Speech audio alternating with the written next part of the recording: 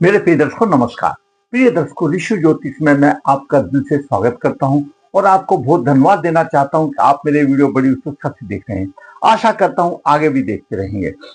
दर्शकों, जैसा कि मैं हमेशा आपको वीडियो में बताता हूं, मेरे वीडियो का एक एक शब्द शास्त्रों से जुड़ा हुआ है, शास्त्रों में है और मैंने उन शब्दों को अपने अनुभव में भी डाला है। मैं लगन कुंडली से वीडियो बनाता हूं, जबकि सटीक भविष्य के लिए तो भाई चंद्र लगन, सूर्य लगन और नवास आदि वर्ग कुंडली देखना भी चाहिए। वो वीडियो में संभव नहीं हो सकता, उसके लिए मैं पत्रिका लिखता हूं, एक बार निचोड़ देता हूं, जितना भी हो दोबारा किसी को दिखाने की जरूरत नहीं पड़ती। दर्शकों, आज के एक महत्वपूर्ण वीडियो है। एक नौजवान की कुंडली में जितने भी ग्रह हैं, मैक्सिमम 9 ग्रह में से सभी का सभी प्रभाव डायरेक्टली इनडायरेक्टली द्वादश भाव पर है और द्वादश भाव डॉक्टर का घर है। ये द्वादश भाव है और ये छठा भाव है। यहां पर जो बैठ करके ग्रह खर्चा करेगा वो छठे भाव साथ में है, रोगों पर खर्चा होगा। मैक्सिमम उसका खर्चा रोगों पर होगा। जितनी कमाई नहीं उससे ज्यादा कहीं रोग हो जाता है। क्या है? और चतुर्थ भाव में केतु हो, चतुर्थ भाव में केतु होने से ज्योतिष में ऐसा माना गया है कि वो जो भी वो परेशान हो रहा है वो पूर्वजों के कर्मों के कारण परेशान हो रहा है। और जब एक आदमी खुद ही परेशान हो रहा है और दूसरा आदमी उसको परेशान करे तो भगवान उस दूसरे आदमी को अच्छा दंड देता है। लेकिन आप तो नहीं समझ पाओगे। अब भाई हमको क्या पता है इसके भाव में केतु है, लेकिन आप साधारण सोचिए, भाई किसी को क्यों परेशान करना। अगर किसी का अच्छा नहीं कर सकते तो बुरा भी नहीं करना। आप इस सिद्धांत पर चलिए, अच्छे कर्म कीजिए तो आपका भी जीवन यापन होगा। तो बात करते हैं उसकी कुंडली में क्या है। जितना कमाए सब खर्च कहां? डॉक्टर की दुकान पर। सब डॉक्टर की दुकान पर खर्चा हो जाता है। पूर्वजों के कर्म से परेशान हुआ है। दाम्पत्य सुख भी नहीं है, जहां तक के विवाह होने में भी परेशानी है। और विवाह क्या, उसके ग्रह योग ऐसे हैं वो दाम्पत्य सुख की तरफ उसका रुझान ही नहीं है। यानी जैसे एक आदमी होता है कि उसको जैसे अपने बच्चे जवान दहली पर रखते हैं तो लड़की हो या लड़का हो, भाई इसकी तो शादी कर दो। घर वाले भी ऐसा सोचते उसकी शादी करो। खुद भी सोचेगा, लड़की होगी तो खुद सोचेगा कि मुझे अच्छा सा सुंदर सा अच्छा ऐसा पति मिल जाए जो मेरा कहना माने। लड़का भी सोचेगा मुझे ऐसी अच्छी घरवाली मिल जाए। लेकिन उसके मन में ही नहीं है, उनमें विचार आते ही नहीं है। जब इस तरह के विचार नहीं आते, इस तरह की कामना के विचार नहीं आते, तो वो ऐसा जातक शादी करके अपना पति धर्म भी कैसे निभाएगा? वो भी है, वो भी नहीं है उसमें। तो विचार करते हैं क्या कहेगी कुंडली में। विचार करेंगे लग्नेश, विचार करेंगे 22 अक्टूबर 1998 का शुक्ल पक्ष 2 विशाखा चरण 2 गुरुवार को हुआ। जन्म के समय पर वृश्चिक लगन है। वृश्चिक लगन के हाथ है। चतुर्थ भाव में केतु 4 डिग्री पे, गुरु 25 डिग्री लेकर के है। और छठे भाव में शनि नीच राशि में है। दसम भाव में राहु 4 डिग्री और मंगल 15 डिग्री लेकर के। मंगल पूर्व फाल्गुनी नक्षत्र में है, दसम भाव में है। और मंगल लग्नेश भी है, छठे भाव का स्वामी भी है। और मंगल की मूल त्रिकोण राशि में शनि बैठा हुआ है। मंगल रोगेश भी है और लगन का स्वामी भी है।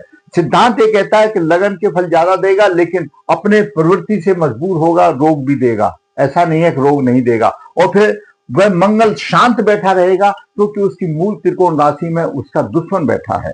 आप ऐसा मान करके इसको समझो कि आपके घर से आपको तो बाहर कर दे और कोई दुश्मन आकर के कब्जा कर ले तो आप क्षुब्ध हो जाएंगे।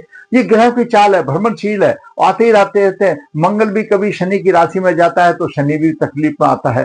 तो इस कुंडली में ऐसा है, मंगल लगने से दुखी हो रहा है और उसकी मूल त्रिकोण राशि में शनि बैठा हुआ है। द्वादश भाव में चंद्रमा 23 डिग्री, बुध 21 डिग्री, सूर्य नीच राशि का 4 डिग्री, शुक्र 2 डिग्री लेकर के अस्त है। शुक्र द्वादश भाव का भी स्वामी है और सप्तम भाव का भी स्वामी है। जहां पर दिक्कत आ गई है, कुंडलियों में क्या होता है कि सप्तम भाव जीवन साथी का भाव है और सप्तम भाव का स्वामी शुक्र हो, वो भी अस्त हो जाए और कोई शुभ प्रभाव भी ना हो। भाई देखो, दाम्पत्य सुख कितनी तरीके से मिलेगा। सप्तम भाव ठीक हो, अगर सप्तम भाव का स्वामी ठीक नहीं है तो कोई शुभ ग्रह सप्तम भाव को देखता हो या और कोई दूसरे शुभ ग्रह के यहां पर युति हो तो मतलब इस तरह से अगर 100% ना मिल करके भाई कुछ तो चले जो दाम्पत्य से उनकी जिया न चाहे, लेकिन जब सप्तम भाव का स्वामी यहाँ पर अस्त हो गया द्वादश भाव में तो कैसे होगा। और फिर सप्तम भाव को कोई देख नहीं रहा, कोई शुभ ग्रह देख नहीं रहा, तो ये समस्या वाली बात आ जाती है। अब बात करते हैं ग्रहों की। लग्नेश मंगल दसम भाव में पूर्व फाल्गुनी नक्षत्र में छठे और शनि अधिष्ठ राशि का स्वामी है। नीच राशि का सूर्य पाप प्रभावित है। सूर्य जब नीच राशि का सूर्य है तो केतु से भी पीड़ित है, शनि से भी पीड़ित है। सूर्य पीड़ित है, तुला राशि में सूर्य आ गया। सप्तमें शुक्र अस्त है और शनि केतु का प्रभाव है। सप्तमें शुक्र अस्त है, शनि का भी प्रभाव है, अस्त भी आ गया, सूर्य सत्य और केतु की नवनिश्चय। शुक्र के साथ हमेशा देखो केतु अगर प्रभाव डालेगा या युति बनाएगा तो ऐसा जातक ये कहा गया है कि अगर किसी की शादी भी हो जाती है, लाल किताब तो यहां भी बोलती है कि उस घर में ऐसा दबंग मचता है, ऐसा उसका आचरण होता है, पड़ोसी का भी दाम्पत्य खराब हो जाता है। केतु हमेशा शुक्र पर प्रभाव डाले या शुक्र के साथ हो तो दाम्पत्य सुख में दिक्कत वाली बात आ जाती है। शनि की महादशा चल रही है 29 तक। शनि तृष्णा वैराग का कारक है और गुरु पाप ग्रह की राशि में। 7 ग्रह का प्रभाव द्वादश भाव पर है। द्वादश भाव में 1 2 3 4 केतु का भी प्रभाव है, गुरु की भी दृष्टि, शनि का भी प्रभाव है। 7 ग्रहों का प्रभाव है, एक मंगल और राहु का नहीं है। अब सोचो, द्वादश भाव खर्चे का भाव है, 7 ग्रह खर्च कर रहे हैं। मोटे तौर पर मैं आपको बात बताता हूं। और एकादश भाव का स्वामी बुध वहां बैठा हुआ है, शुक्र भी वहां चलो अस्त है, थोड़ा सा कम करेगा, अपना प्रभाव कम देगा।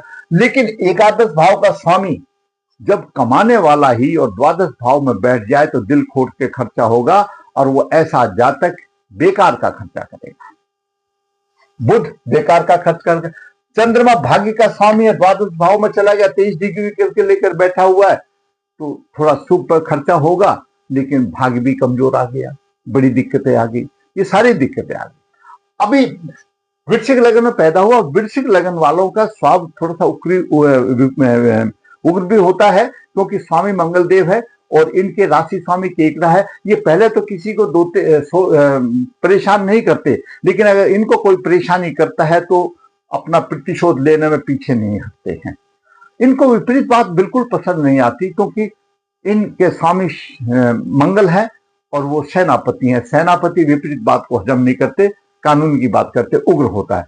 कोई भी राशि का, जब लग्नेश की हम बात करें, लग्नेश अगर दसम भाव में होता है तो माता पिता की सेवा करने वाला और ख्याति को प्राप्त करने वाला होता है, विद्यमान होता है।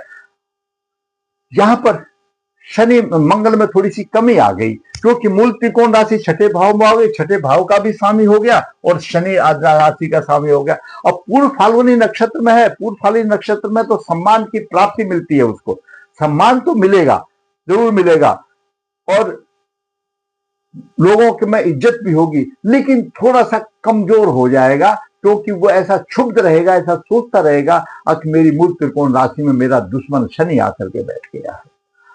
ज्योतिष का सूत्र है, अगर दसम भाव में राहु हो और लग्नेश भी हो या दशमेश भी हो तो उसको क्यों राहु ऊपर उठा देता है, मायावी है, उसको और तरक्की दे देता है, ऐसा ज्योतिष शास्त्र का कहना माना गया है।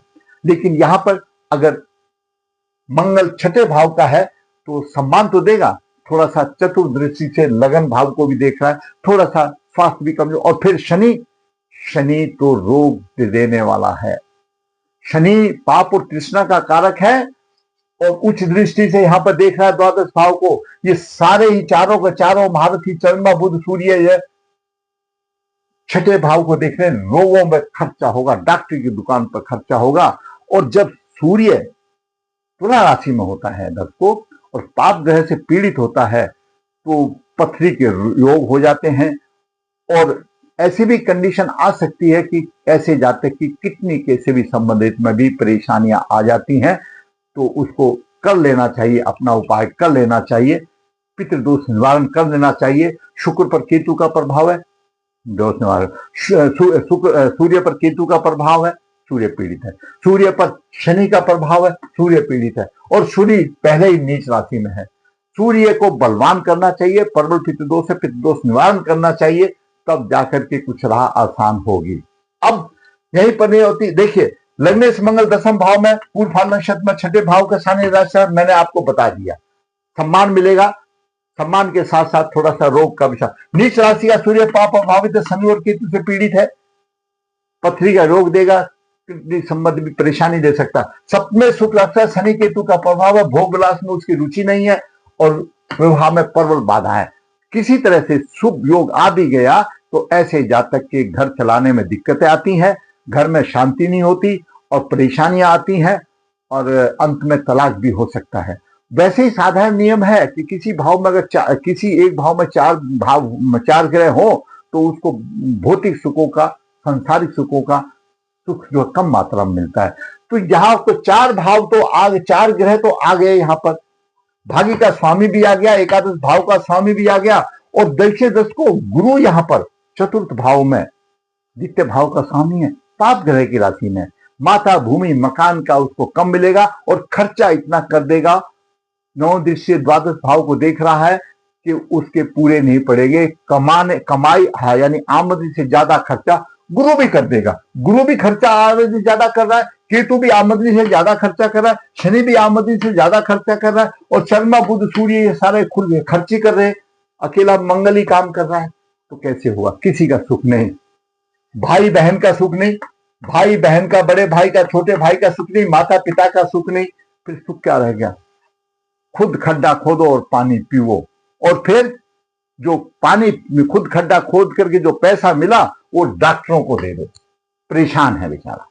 तभी कहा है, विद्वानों ने कहा है कि अगर चतुर्थ भाव में केतु हो तो इनके पूर्वजों के कर्मों से परेशान है वो, अगर उसको और कोई परेशान करेगा तो वो खुद भी, क्यों एक आदमी जो पहले से ही परेशान है वो कह देते हैं चलते हुए, यार इसको क्यों परेशान कराया था, बेचारा पहले से ही परेशान है। ऐसी कंडीशन इस जातक की है, अगर दूसरा आदमी उसको परेशान भी करेगा तो वो उसको रिविट फल मिलेगा कि भाई परेशान आदमी को सताया, क्योंकि कर्म का फल सबको मिलता है, ये इसमें कोई दो राय नहीं है, क्यों केतु यहां पर आकर के बैठ गया। तो ऐसे जातक का चतुर्थ भाव में केतु पूर्व फल मैंने आपको बता दिया, 7 प्रभाव देख रहे कंप्लीट मैंने बता दिया। खर्चा अधिक, 7 ग्रहों की जो स्थिति है द्वादश भाव से संबंध हो रहा है, खर्चा होगा, किसी प्रकार का दंड भी हो सकता है, चाहे शारीरिक दंड भी हो सकता है या पैसे का भी दंड हो सकता है। सप्तमेश और द्वादश अस्त हो गया, विवाह में परेशानी आएगी, विवाह हो भी गया तो दाम्पत्य सुख में परेशानी आएगी, दिक्कत आएगी, क्यों ये भी दाम्पत्य सुख है द्वादश भाव का स्वामी, ये सीधा देख रहा छठे भाव का देखा, ये पत्नी का दाम्पत्य सुख है द्वादश भाव है, दोनों भाव तो पीड़ित है, बड़ी संघर्ष में कुंडली है। ऐसे जातक को अपने आप को भोलेनाथ के हवाले कर दे, सूर्य को रोजाना अर्घ दे, पितृदोष निकाले और निकालने के बाद शादी से पहले कुंभ विवाह जरूर करे, फिर छोड़ दे प्रभु के ऊपर जो होना है। कर्म भोगने के लिए आए हैं। दर्शकों, किसी पंडित या किसी ज्योतिष से आज के पास ये छड़ी जादू की नहीं है, जादू की छड़ी केवल आपके पास है। आप अपने अशुभ कर्मों को सुधार सकते हैं, हम तो सिर्फ एक पथ प्रत्यक्षक है, आपका ज्ञान की वृद्धि करने वाले हैं। हो सकता है कि भगवान आपकी साधना से, आपके भाव से, आपकी भक्ति से प्रसन्न हो जाए तो तथास्तु कर दे। सिर्फ इनके फल को इनके प्रभाव को संवारा जा सकता है, ग्रह को संवारा जा सकता है, ग्रह को बदला नहीं जा सकता। ये मैं कभी नहीं कहूंगा, मैंने ऐसे कभी नहीं पढ़ा, अगर मैं बदल कर दूंगा नहीं। दर्शकों, जो कुछ है श्रद्धा से आप काम करोगे तो आप प्रभु की कृपा के पात्र बनोगे। अगर मेरा आपका वीडियो अच्छा लगा तो मैं कहूंगा लाइक करें, शेयर करें और ऐसी संघर्षशील जो कुंडली वाले हैं उनको भगवान का सहारा जरूर लेना चाहिए और वही कल्याण करेंगे। हम तो केवल एक मार्गदर्शन करने वाले हैं। अगर आपको मेरा वीडियो अच्छा लगा भाई, मैं कहूंगा भाई लाइक करें, शेयर करें, ताकि मेरे चैनल की ग्रोथ हो, क्योंकि मैं तो वास्तविक बताता हूं, मैं झूठ तूफान बोलने से मुझे कोई फायदा नहीं है। मैं आपको अंधेरे में नहीं रखता।